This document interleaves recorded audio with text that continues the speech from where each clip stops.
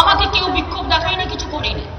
4-5টা CPM এর মহিলা, 2-একটা মাওবাদী সংগঠনের কেউ কেউ কিছু কথা বলছিল, কিন্তু ওদের সাজ গোজ পোশাক পরিচ্ছদ এসব দেখে আমি বুঝতে পারি। কারণ আমি তো 35 বছরে দেখে এসছি রে ভাই, আমার চোখ দিয়ে আমি দেখবো, কেউ দেখতে পারবে না। আর আমি না গেলে কেউ জানতেই পারতো না যে ওখানে ওরা বসে আছে ঘাটে গেড়ে। আমার চোখ দিয়ে দেখে এসে পুলিশকে আমি বললাম, কি করছেন আপনারা? এরা গিয়ে বসে আছে, আপনাদের কোনো খবর নেই।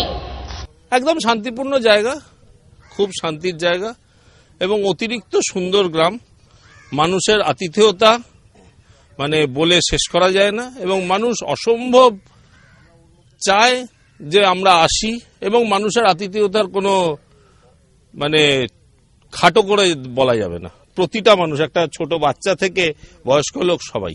আপনি কি দেখলেন কি এখানে সিপিএম বা মাওবাদীরা আছে?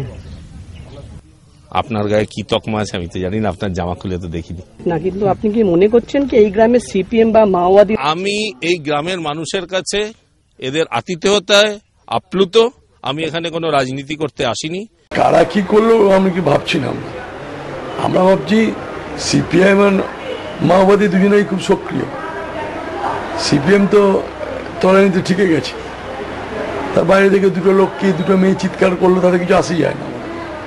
আমরা মনে দেখি কোনো বিক্ষোভ নেই, কোনো বিক্ষোভ নেই, কিচ্ছু নেই।